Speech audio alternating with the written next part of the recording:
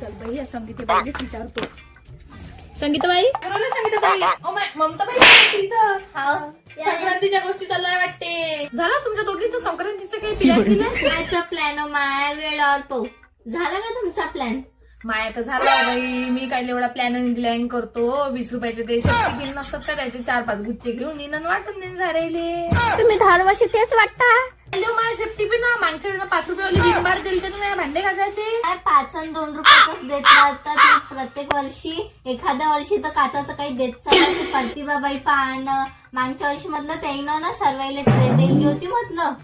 तिची काय गोष्ट करतो व तिचा नवरा डुप्पलचे कामं करते म्हणून त्याची पैसा आहे बाई. आपण आपल्या गरिबी नाही करू का? आहे की नाही संगीताबाई?